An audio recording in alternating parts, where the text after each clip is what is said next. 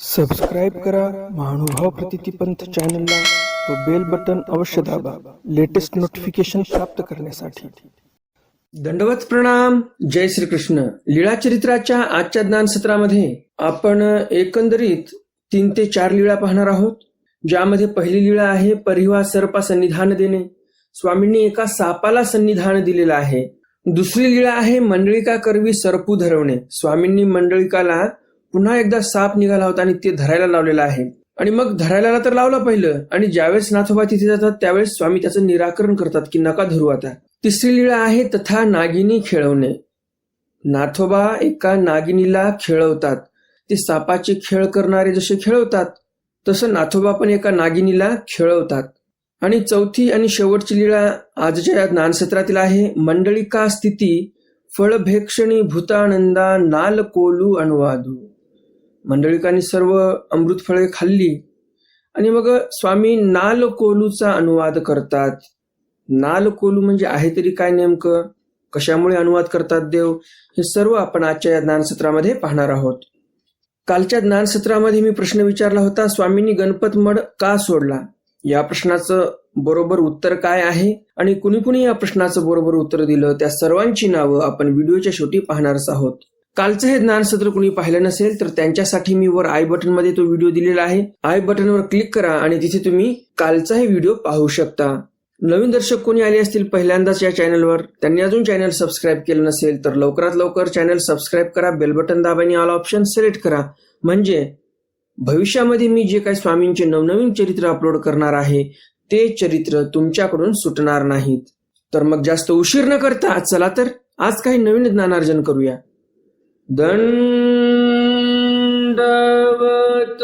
हो. मी ईश्वरदास महानुभाव सर्वांचं स्वागत करतो आपल्या महानुभाव प्रतितीपंथ या युट्यूब चॅनलमध्ये. कालचं जे ज्ञानसत्र झालं त्यामध्ये आपण लीळा पाहिली जात्यंध क्रीडे लघुत्व प्रगटीय करणे. या चरित्रामध्ये जे लघुत्व शब्द आलेला आहे या शब्दाचा अर्थ सांगायचा राहून गेला होता काल. तर लघुत्व म्हणजे काय त्याचा अर्थ मी आज सांगणार आहे. स्वामींनी त्या जात्यंध क्रीडेमध्ये लघुत्व प्रगट केलं. लघुत्व म्हणजे स्वतःचं जे वजन आहे ते वजन स्वामींनी कमी केलेलं आहे. आणि त्यामुळेच तर बाईसा निष्ठून पडल्या, स्वामी निष्ठून नाही पडले. डाव बाईसांवर आला, स्वामींवर डाव नाही आला. खरंच काय स्वामी बाईसांपेक्षा वजनाला कमी होते का? नाही, बाईसा ह्या वजनाला कमी होत्या स्वामींपेक्षा, परंतु स्वामींनी त्या लीळेमध्ये स्वतःचं वजन कमी केलेलं आहे, लघुत्व प्रगट केलेलं आहे. लघु म्हणजे काय? लहान, कमी. तर कमी वजन केलं आहे म्हणून इथे शब्द आलेला आहे लघुत्व. तर आजच्या या ज्ञानसत्रातील लीळा क्रमांक आहे लीळा चरित्र उत्तरार्ध लीळा क्रमांक 360. परिवा सर्पा सन्निधान देणे. एका परिव्यामध्ये म्हणजेच नालीमध्ये एक सर्प होता, साप होता, आणि त्या सापाला स्वामी सन्निधान देतात. एकुदी गोसावियांसी दुपहारीचा पूजा अवस्वरू झाला. एके दिवशी स्वामींना दुपारचा पूजा अवसर झालेला आहे. पहुडू झाला उपहुडू झाला. स्वामी झोपले, थोड्या वेळाने झोपेतून उठले. मग गोसावी लघु परिहारा बैसले. मग स्वामी लघुशंकेसाठी गेले. लघु परिहाराचे मान लोटले. लघु परिहाराचे मान लोटले म्हणजे जे काही वेळ लागते लघुशंका करण्यासाठी तेवढा वेळ तर होऊन गेला. गोसावी परिव्याकडे अवलोकित असती. स्वामी परिव्याकडे पाहत बसले. ती जी नाली होती त्या नालीकडे देव पाहत बसले. मग भटी पुसले. भटोबास विचारतात, जी जी मघा लागोणी काही पाही जाताय. भटोबास म्हणतात बराच वेळ झाला स्वामींना, काय झालं काय नाही म्हणून जातात तिकडे. तर स्वामी तिथे बघत असतात त्या नालीकडे आणि म्हणून भटोबास म्हणतात, जी जी काय पाहत आहात तुम्ही. सर्वज्ञ म्हणितले प्राणी एका संबंधू देईज तू असी जे गा. स्वामी म्हणतात आम्ही एका प्राण्याला संबंध देत आहोत. भट जो पाहती तो सरपू डोई काढोनी गोसावी यांची श्रीमूर्ती पाहतू असे. मग भटोबास पाहतात की कोण्या प्राण्याला संबंध देत आहेत देव, आणि पाहतात तर काय, तिथे त्या नालीमध्ये एक साप अशी वर मान करून स्वामींकडे पाहत होता. भटी पुसिले. भटोबास विचारतात, जी जी येत सबंधू तो कैसा जी. भटोबासांना प्रश्न पडतो, साप राहिला नालीमध्ये, देव राहिले वर, संबंध कसा होत आहे बरं असा. यावर मग स्वामी त्यांच्या प्रश्नाचं उत्तर देतात. स्वामी भटोबासांना म्हणतात, सर्वज्ञ म्हणितले. स्वामी म्हणतात, सबंधी असबंधू, असबंधी सबंधू. स्वामी म्हणतात, सबंधी असबंध. काही जण असे असतात त्यांना संबंध देऊनही संबंध होत नाही त्यांना, आणि असंबंधी संबंध. आणि इथे या सर्पाला आम्ही संबंध देत आहोत, तेही असंबंध असताना दृष्टीने संबंध देत आहोत. तो आमच्याकडे पाहताय, आम्ही त्याच्याकडे पाहत आहोत. हो काजी मग गोसावी बीजे केले. भटोबास म्हणतात, ठीक आहे. मग स्वामी तिथून निघून जातात. उत्तरार्ध लीळा क्रमांक 361. मंडळिका करवी सरपू धरवणे. मंडळिका करवी म्हणजे नाथोबाकडून स्वामींनी साप धरायला लावलेला आहे, आणि नंतर निराकरणही केलं. कशामुळे निराकरण केलं ते समोर पाहूया. एकुदी गोसावी यासी वेळचा वेळी भिडा मागिलाकडे आसन असे. एके दिवशी स्वामींना संध्याकाळच्या वेळेला भिडा मागिलीकडे आसन असे. जे काही परकोटाची भिंत होती त्याला जे काही टेका दिलेला होता दुसऱ्या भिंतीचा. भीड म्हणजे काय तर सपोर्टिंग भिंत आहे त्या परकोटाच्या भिंतीला, मजबूत राहावी ती भिंत म्हणून परकोटाची. तर ते जी भीड आहे म्हणजे टेका देण्यासारखी केलेली एक भिंत आहे सपोर्टिंग, त्या भिंतीपाशी, त्या भिंतीच्या मागिलाकडे, भिडा मागिलाकडे, त्या सपोर्टिंग भिंतीच्या पाठीमागच्या बाजूला देव बसलेले आहेत. नाथोबा गोसाव्या जवळी बैसले असती. नाथोबा स्वामींजवळ बसलेले होते. तो पोळी मागा सरपू बोबाओ लागला. पोळीच्या पाठीमागच्या बाजूने एक साप ओरडायला लागलेला आहे. जैसा वसो डरे तैसा बोबाओ लागला. ज्याप्रमाणे वसो डरे, वसो म्हणजे काय, जो बैल असतो सांड कठाळ्या मोकळा सोडलेला, तो जसा डरकाळ्या फोडतो तोही फार जोरात ओरडतो ना, तर त्याप्रमाणे ते जे साप आहे तो ओरडायला लागलेला आहे, जणू काही बैल ओरडत आहे का. सर्वज्ञ म्हणितले. स्वामी म्हणतात, मंडळिका हे काय गा बोबात आहे. स्वामी म्हणतात नाथोबांना, नाथोबा हे काय ओरडत आहे बरं. जी जी पिंपळेश्वरीचा वसो, ते पिंपळेश्वराचं मंदिर आहे, तिथे एक देवाला बैल सोडलेला आहे, नंदी बैल. जे देवतेला लोक सोडतात, कोणी त्यांना सांड म्हणते, कोणी कठाळ्या म्हणते, कोणी नंदी बैल म्हणते. वेगळ्या वेगळ्या प्रांतामध्ये वेगळे वेगळे नाव असतात. से ते खाऊनी ये. हा जो पिंपळेश्वरचा जो नंदी आहे, जो बैल आहे, तो शेत खाऊन येतो लोकांचे. मग ये वाठाणी येऊनी बैसे, आणि मग गावठाणला येऊन तो बसतो. तो बोबा तू असेल जी, तोच ओरडत असेल. सर्वज्ञ म्हणते जा पा पहा. स्वामी म्हणतात जाबर बघून या नेमकं आहे तरी काय. हो काजी. नाथोबा म्हणतात ठीक आहे. मग गेले. मग नाथोबा गेले. तो महागजेंद्रू सरपू देखिला. नाथोबांना काय दिसलं, महागजेंद्रू सरपू देखिला म्हणजे खूपच मोठा साप होता. आणि बिहाले, आणि घाबरले, आणि टाळी वाजवीत आले. टाळी काय आनंदित झाले म्हणून वाजवत आले का, नाही, घाबरले की देवा साप, देवा साप म्हणत म्हणत. साहजिकच आहे, टाळी वाजली असेल हाताची की खरंच केवढा मोठा साप आहे असं म्हणून त्यांच्या हातून टाळी वाजलेली आहे. हे काय जी एवढा सरपू काय जी. स्वामींना येऊन ते म्हणतात, जीजी फारच मोठा साप आहे, एवढा साप तर आम्ही आतापर्यंत पाहिला नव्हता. एवढे सावज आम्ही कही नाही देखले. असा साप भयंकर मोठा कधी पाहिला नाही आम्ही. सर्वज्ञ म्हटले जा धरा. आताच नाथोबा घाबरून आलेले आहेत बरं का, लक्षात असू द्या. आणि स्वामी काय म्हणतात त्यांना, जा धरा, जाऊन धरा बरं त्या सापाला. स्वामींची जशी आज्ञा झाली, बिलकुल आर्ग्युमेंट्स नाहीत काही, सरळ नाथोबा म्हणतात हो का जी, ठीक आहे म्हणतात, आणि गेले. आणि नाथोबा गेलेले आहेत तिकडे. धरावा तो गोसावी बोबाईले. आता नाथोबा जाऊन त्या सापाला धरणार, तेवढ्यामध्ये स्वामी बोबाईले, स्वामी ओरडतात, मंडळिका मंडळिका या. स्वामी म्हणतात मंडळिका मंडळिका या परत.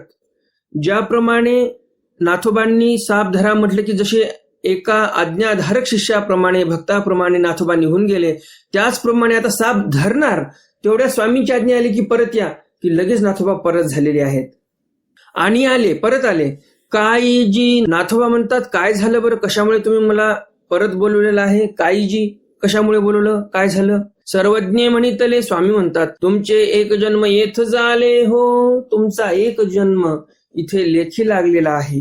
यावरी सर्वज्ञ म्हटले कहणी शरणागत मरणाभिनरायाशी शरण गे. मग स्वामींनी एक दृष्टांत सांगितलेला आहे इथे की कोणीतरी एक व्यक्ती मरणाभीन म्हणजे मरणाच्या भीतीने लोक त्याच्या पाठीमागे लागलेले आहेत मारण्यासाठी, आणि मग तो रायाशी शरण रिगे म्हणजे राजाच्या जवळ जातो आणि शरण मागतो की हे राजे हो, मला तुम्ही वाचवू शकता, माझं रक्षण करा.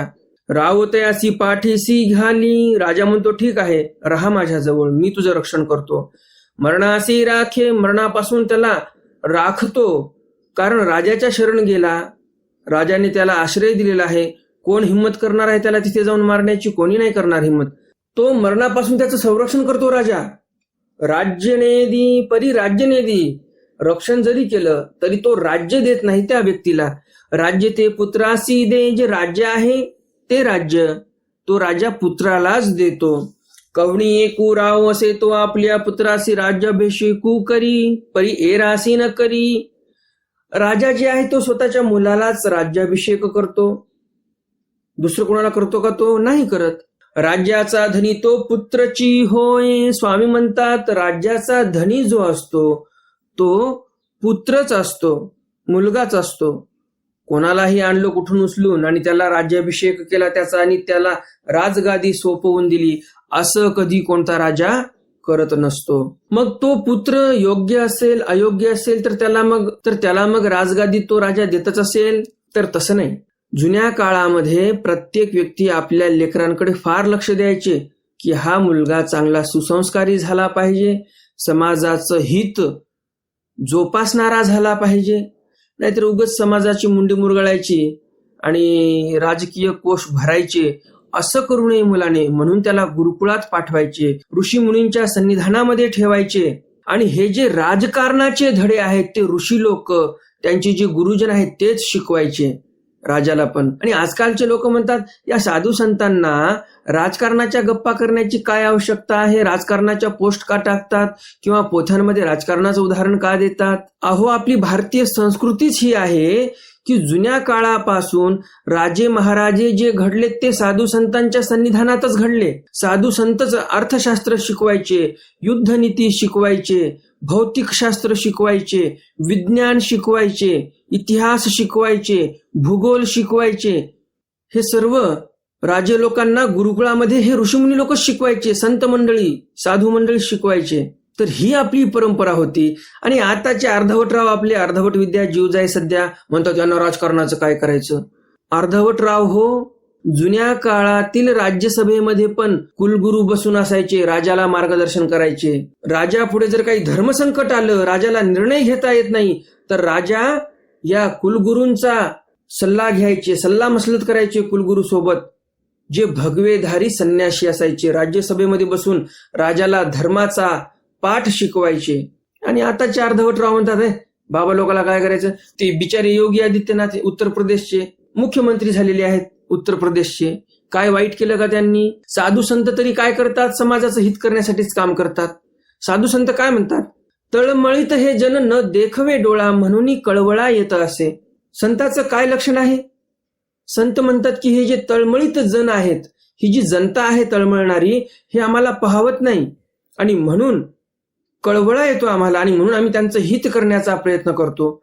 योगी आदित्यनाथ काय करत आहेत, भ्रष्टाचार करत आहेत की पैसा लुबाडत आहेत लोकांचा, स्विस बँकेमध्ये भरत आहेत लाखो करोडो रुपये. काय करत काय आहेत, समाजाचं हितच करत आहेत ना. कोण्या तरी राजकीय पार्टीने त्यांच्यावर आतापर्यंत आरोप लावलाय का की त्यांनी भ्रष्टाचार केला? नाही लावला. हा, हे आरोप लावू शकतात की ते हिंदुत्ववादी आहेत, ते त्यांच्या धर्माचा विचार करतात. मग आता अधर्मी व्हावं का राजकारणी लोकांनी? म्हणजे मूर्खतेचा कळस काय म्हणावा आता तुम्हीच सांगा. की धर्माच्या गोष्टी जास्त करतात ते, म्हणून ते राजकारण करण्यायोग्य नाही. आता सांगा तुम्ही, जर राजकारणामध्ये धर्म नाही आला तर अधर्म नाही वाढणार का? मग हे मायावती सारखे किंवा अखिलेश यादव सारखे 5 वर्षच राजकारण करतात, मुख्यमंत्री होतात, अरबो खरबोची जायदाद कमावून ठेवतात ते. तर अधर्माने सर्व कमाई झालेली आहे, ती आजकालच्या लोकांना गोड वाटते. परंतु संन्यासी जर राजकारणामध्ये गेला की यांचे डोके ठणकतात. संन्याशांनी राजकारणाच्या गोष्टी केल्या की यांचे डोके ठणकतात. परंतु आपली परंपराच आहे भारतीय परंपरा की आपल्या परंपरेमध्ये राजाला राजकारण शिकवणारे साधू संत होते. राजाला राजकारण, समाजकारण शिकवणारे, जे काही अर्थकारण आहे ते शिकवणारे हे ऋषीमुनीच होते.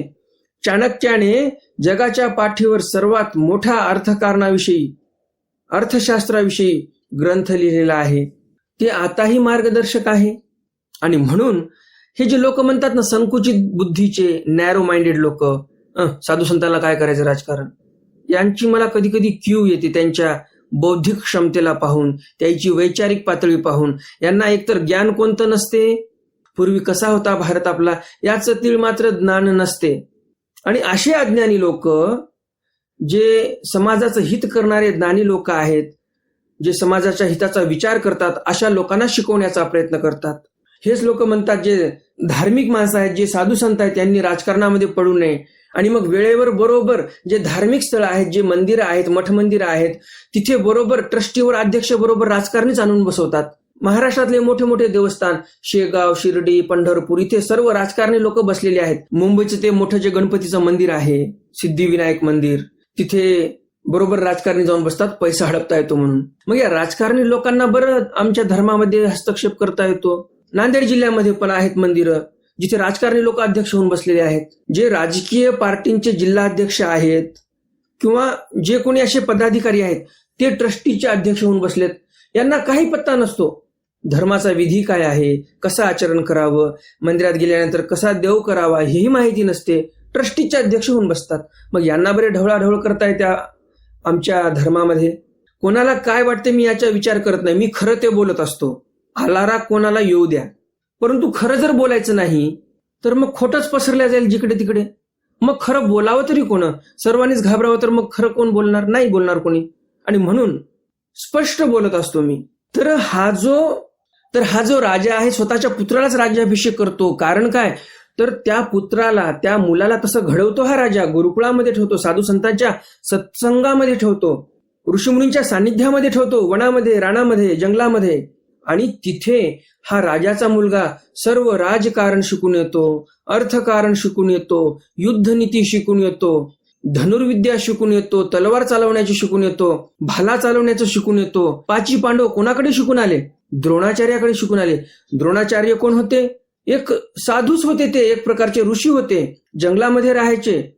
आणि या सर्व राजपुत्रांना, राजकुमारांना ते जंगलामध्ये घेऊन गेले, स्वतःच्या आश्रमात ठेवलं, तिथे ज्ञान दिलेलं आहे. तर जे काही निर्माण व्हायचं आपल्या राष्ट्रामध्ये आज हजारो वर्षापूर्वी, तर ते साधू संतांपासूनच निर्माण व्हायचं. साधू संतच राजकुमार तयार करायचे, साधू संतच राजे तयार करायचे. आणि जर एखादा राजा अधर्मी झाला तर त्या राज्याचा नाश करायचे, तर तेही साधू मंडळीच होते.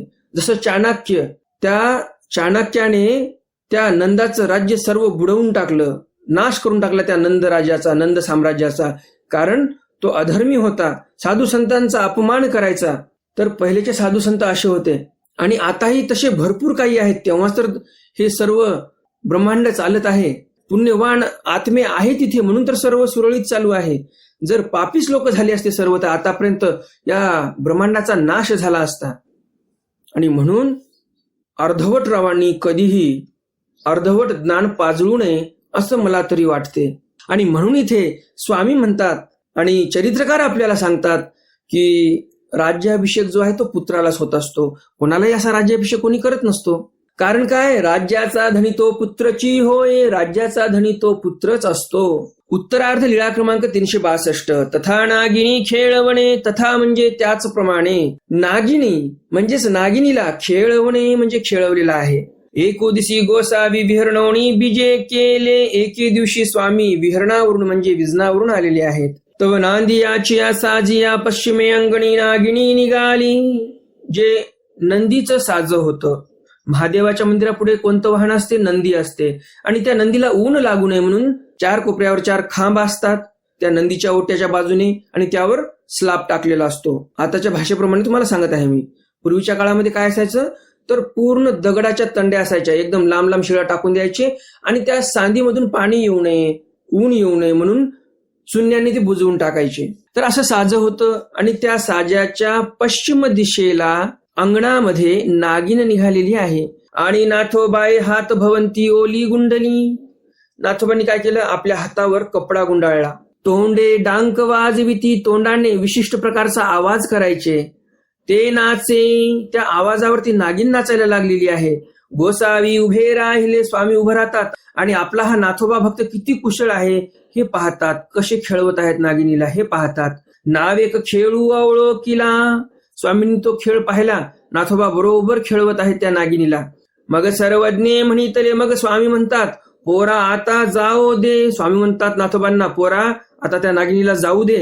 एरवी खाईल, नाहीतर आता ती रागवलेली दिसते, तुला चावा घेईल बर का. मग गेली आणि मग ती नागिन निघून गेली आणि नाथोबाही निघून गेले.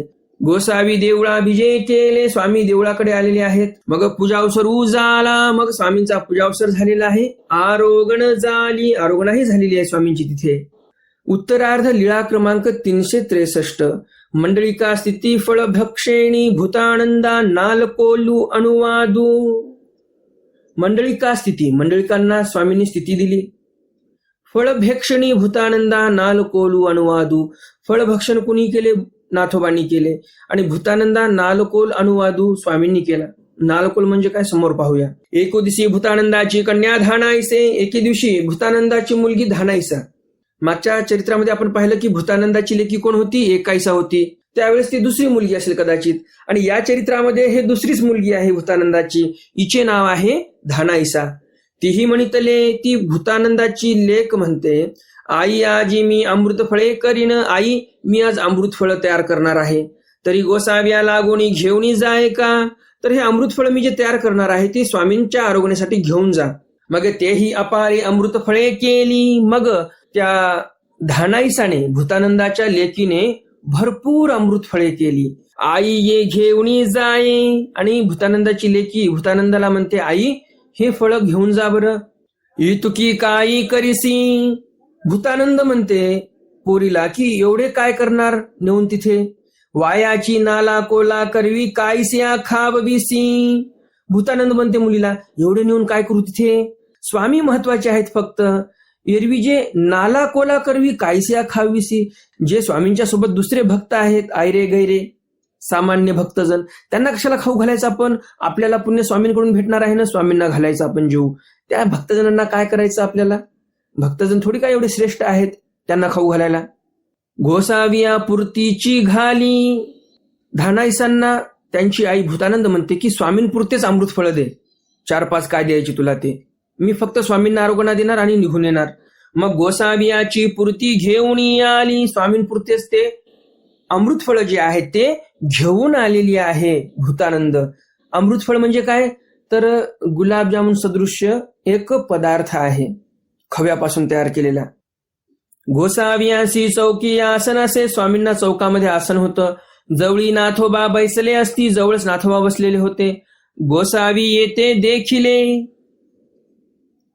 स्वामींना दिसलं की भूतानंद अमृतफळे घेऊन येत आहे आणि म्हणितले. आणि मग स्वामी म्हणतात, मंडळिका आई ते अमृतफळ मागा. स्वामी म्हणतात नाथोबांना की आईला आता अमृतफळ मागा बरं तुम्ही. हे जे भूतानंद येत आहे ना, या बाईला आता अमृतफळ मागा. आणि नाथोबासी स्थिती झाली, आणि नाथोबांना स्थिती झालेली आहे. दारेसी उभे राहिले, स्वामींनी म्हटलं, आज्ञा केली. तुम्हाला तर माहितीच आहे, नाथोबा साप धर म्हटले तरी मागे हटत नव्हते. देवाची आज्ञा आहे लगेच निघायची.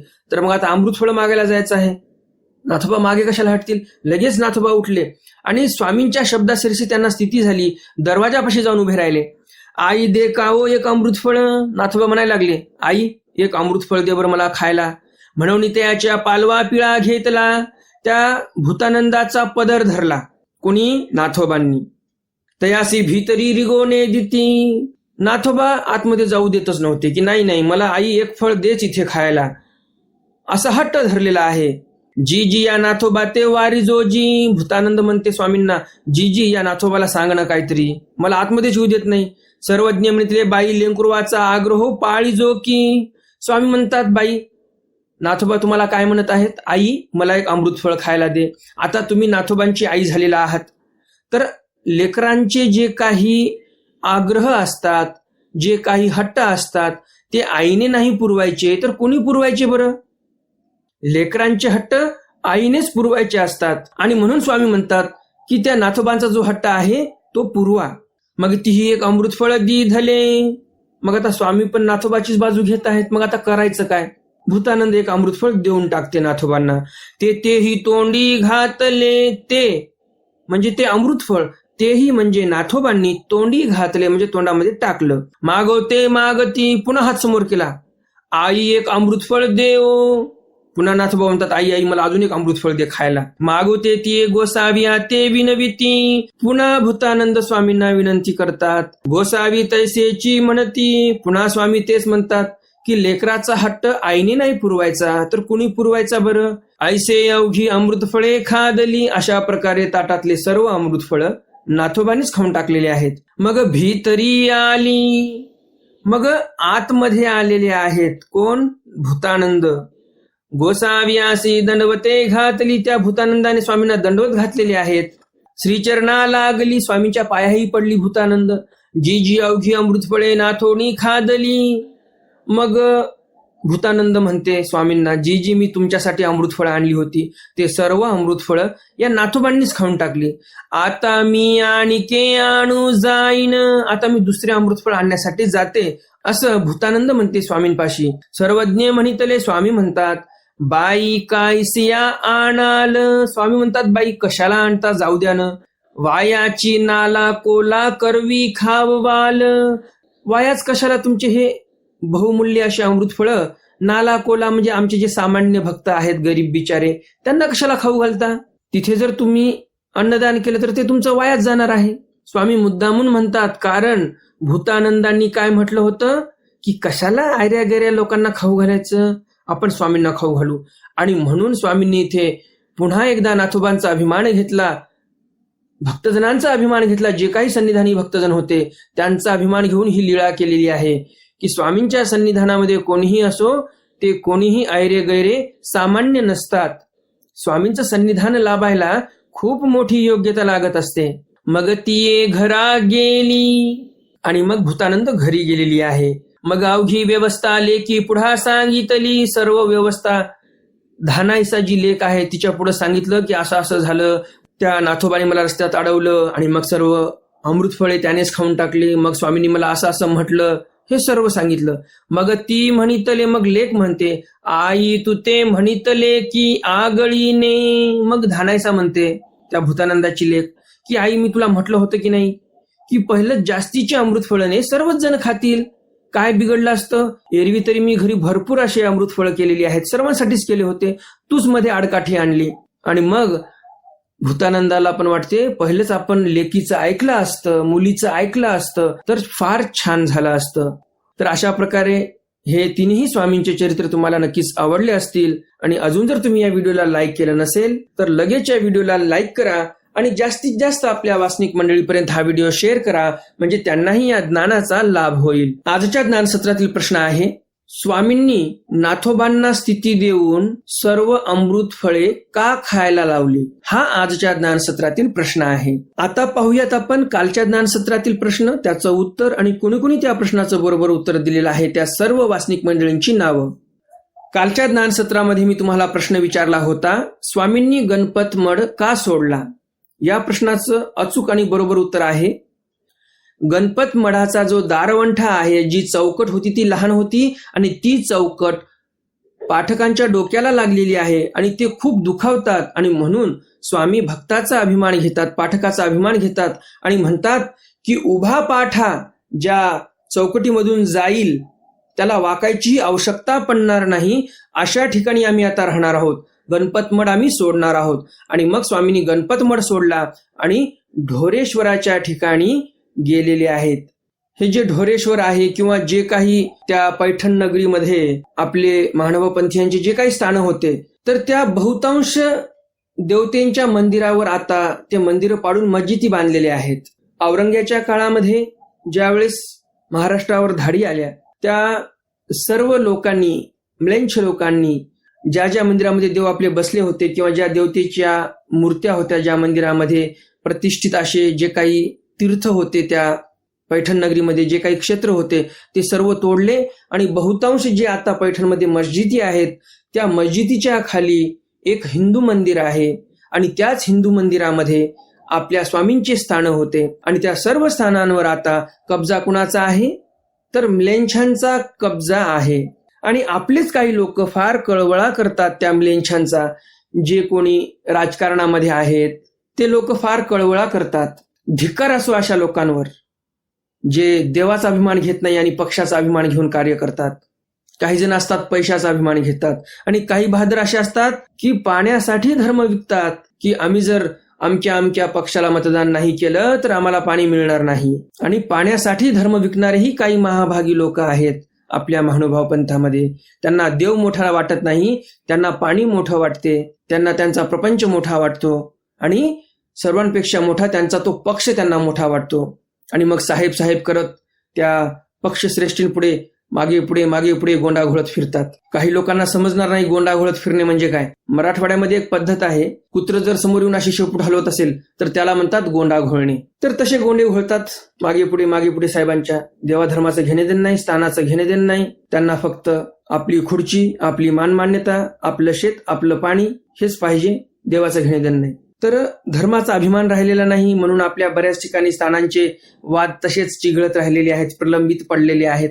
एकी नाही, धर्माभिमान नाही, जागरूकता नाही. तर असो, एकट्याच्या म्हटल्याने काय होणार आहे. तर मग भेटूया उद्याच्या ज्ञानसत्रामध्ये सर्वज्ञ श्री चक्रधर स्वामींच्या काही नवीन चरित्रासह, ज्यामध्ये अनो मंडळीकू उदकानयनी अनोसी घटांतर धाडणे, मंडळिका वारित भक्तजनी साल्योदन करवणे, मंडळिका स्थिती भोजनी देव को पूर्वक विखय निंदा, असे हे 2-3 चरित्र आपण पाहणार आहोत.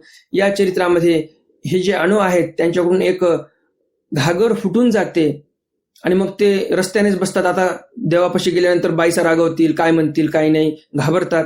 मग स्वामी त्यांच्या मनातील भीती कशी घालवतात आणि भरपूर असे काही सुंदर सुंदर चरित्र तुम्हाला उद्याच्या ज्ञानसत्रामध्ये ऐकायला मिळणार आहेत. आणि उद्याचं ज्ञानसत्र तुम्हाला वाटत असेल तुमच्याकडून सुटू नये तर तुमच्यासाठी एक सूचना आहे, लवकरात लवकर चॅनल सबस्क्राईब करा, बेल बटन दाबा आणि ऑल ऑप्शन सिलेक्ट करा, म्हणजे उद्याचं ज्ञानसत्र तुमच्याकडून सुटणार नाही. ज्यांनी चॅनल सबस्क्राईब केलेलं आहे त्यांना पुन्हा चॅनल सबस्क्राईब करण्याची आवश्यकता नाही. ज्यांनी चॅनल सबस्क्राईब केलं नाही, जे नवीन दर्शक आहेत त्यांच्यासाठी ही सूचना होती. तर मग भेटूया उद्याच्या ज्ञानसत्रामध्ये सर्वज्ञ श्री चक्रधर स्वामींच्या काही नवीन चरित्रासह. तोपर्यंत दंडवत प्रणाम. जय श्रीकृष्ण. दंडवत